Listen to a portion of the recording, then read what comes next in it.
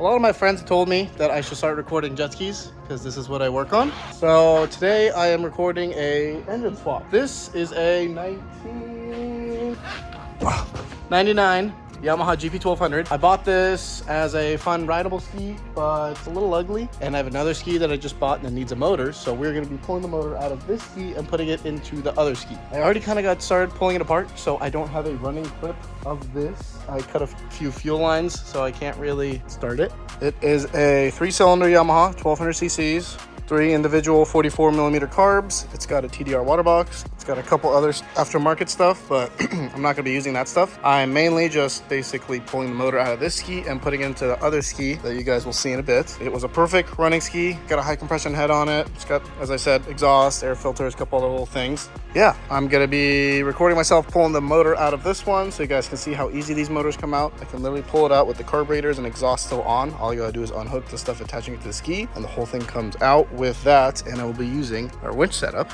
which is a little occupied, but I'll pull that off. This is our donor ski. Perfectly good ski, but I just don't want to build a motor, and that's a good motor. So that motor will go into the ski, as I just said, like 5 times. I don't know why I keep saying it, but I'm running out of stuff to say. So yeah, watch me pull that out.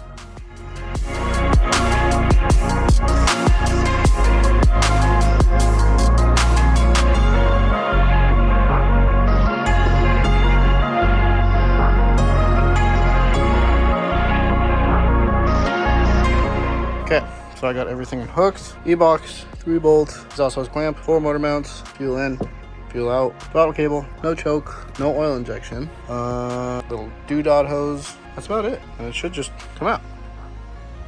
Okay.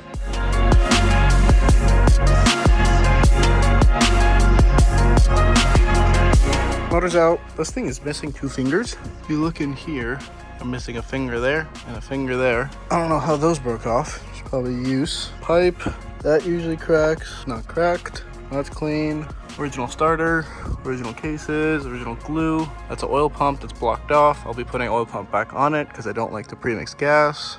I need to add oil injection here. Ooh, that might not work. Oh, sick. Okay, so we're gonna put an oil pump there. Oil lines will go to there, and then we'll relocate the primer lines to that port, to these ports on the side. So I actually do not need fittings. That's good, less work for me, because I don't want to pull these carbs off. Got a girdled aftermarket head, which is really nice. This ski doesn't deserve it, but I don't want to touch it, so it's gonna stay on there. And yeah, it's just a nice clean motor. This ground strap's really ghetto. I'll change that to the original factory one. Here's empty ski, super clean. Snag a couple parts out of this before I throw it away. I'll take the fuel sender, bilge pump, that water box. It's a really nice water box, makes good noises. A couple other stuff here, gauge, blah, blah, blah, but ski will be going to the trash soon.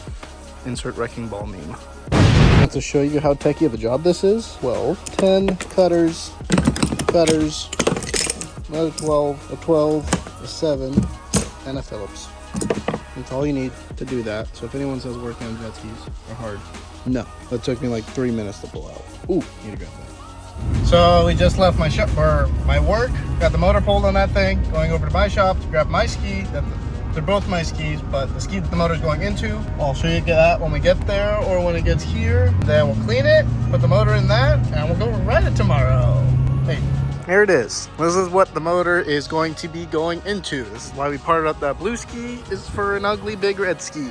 This is a 2001 Yamaha, I feel like Doug DeMuro right now, Jesus Christ. 2001 Yamaha SUV 1200. So it comes with the same exact motor that's in that ski, except this one is blown up and there's nothing in it right now because they use an aftermarket SBT motor. Those motors don't last long, but anyway, motor's going in here. It is a Coast Guard certified, it says it somewhere, America, 4-seater. So 1, 2, 3, 4.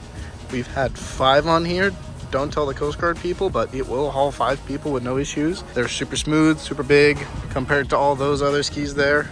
There's plenty of storage here, there, and up front. So they're really cool. If you guys do like jet ski content, I do have another one of these. Where is it? Hidden over there. See that white one with the blue? That's another one that I'm building for my dad. That's getting a 4-stroke motor, which is a 160 horse compared to the 2-stroke motor that's going into this, which is a 120 horse. So 4-stroke, so way more torque, better gas mileage, blah, blah, blah, blah. There's nothing wrong with a good 2-stroke with a good exhaust pipe, which that one has. And I've never heard one of these with one of those. So one of those are going on one of these, and one of these are going to be really cool.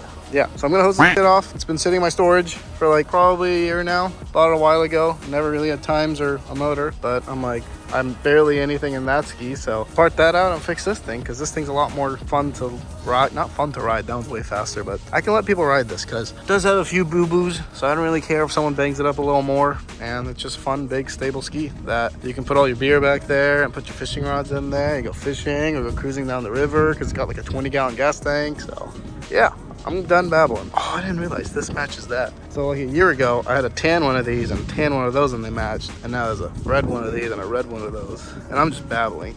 So here's the other ski I was talking about. It's the same ski, except I had this one pre-painted white on blue. As you can see inside, ignore the water. I had this all refiberglassed because it had to be deeper to fit the 4-stroke oil pan. You guys like jet ski content? There's no shortage of jet ski content or parts. We need parts. I can't believe I'm doing a plug right now. Let me know if you want jet ski parts.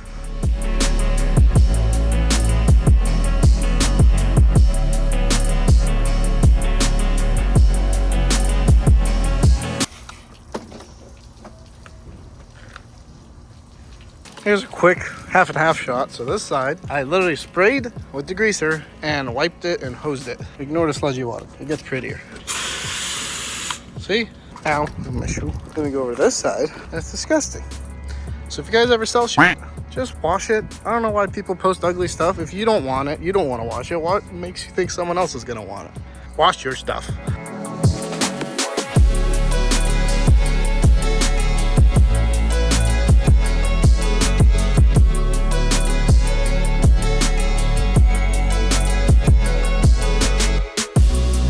Okay, so we got some 1/8 inch primer line, or let's do that for primer. We're doing that for oil. You're gonna put the oil pump back on it. Goes like that. Take that back off. We're gonna have oil lines going there, and then the primer lines going there, and then Brandon's saying something.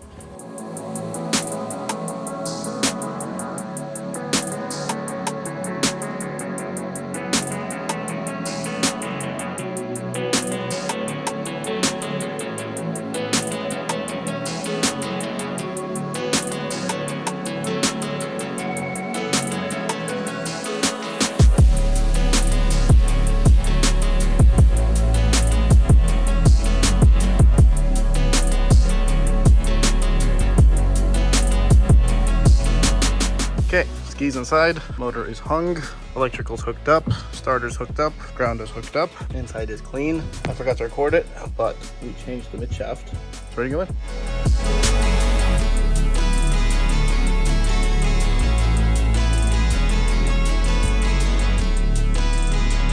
So what I just did there, as you watch me struggle, is we put the motor in, put all 4 motor mount bolts in, slid it back till the couplers, can you see those?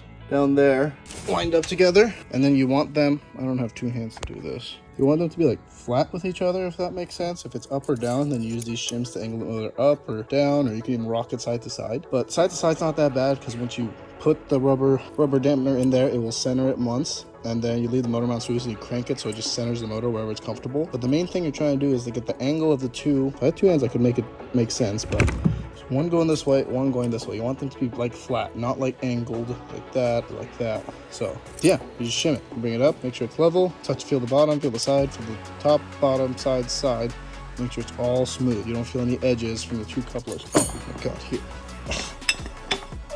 So you want them to be perfectly level like that. You don't want it to be like this or like this or like this, like that. So you shim the motor until they're both perfectly in sync, that. You do that, you know where your shims go. You pull your bolts out, pull your shims out, and you put this thing back in there, crank the motor over so it's centered, and then tighten all 4 of your mounts. One more thing you guys always want to check on these 1200s is that little thing. It's a hose. I just blew through the hose, which comes out of here, and there's a ton of crud in it. I looked at it, I'm like, oh, it's okay. And then I flipped it, and I'm like, oh, it's not okay. So, well, I found another one. See, you can see through it. You cannot see through it. Make sure you blow through your lines.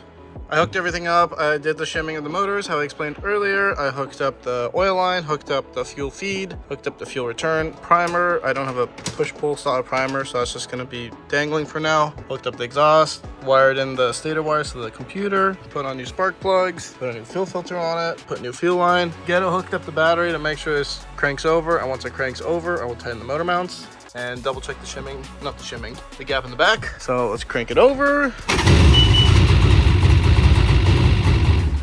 That wasn't supposed to start. There's still gas in those carbs, which is good. Jet ski starts. You need to tighten up the motor mounts. Make sure it didn't walk forward because it started, because it's not supposed to start. And then I can go around the hose. I think we're good. I mean, it runs. Oh, how many hours are on the ski? That ski, our donor ski over there, had 152. This thing has, ooh, 162. That is a 10-hour difference between this ski and that ski. That one just had a tougher life, I guess. This one's a little cleaner. Anyway, we'll finish this. So here we have it. She is all done. I just ran her on the hose to bleed the oiling system. Basically, I turned that crank, floor it, put some oil in there, and until all these lines get bled, and she's all good to go now.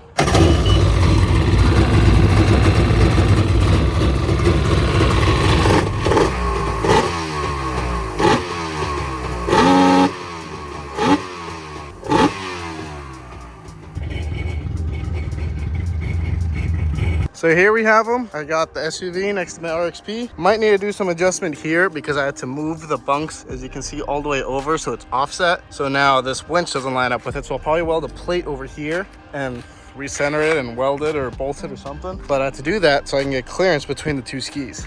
Probably go take this out tomorrow maybe and test it. I don't think I'll put it in this video, but nice wrapped up next to this ski. This ski, if you guys want to see more about it, it's kind of sus. It's got a nice tile blow-off valve sticking out of the seat. So if you guys want to see more jet ski content, there's plenty of it here. I just never thought anyone would want to watch it. So if you're watching it, thank you. And just let me know if you want to see more of these things. Bye.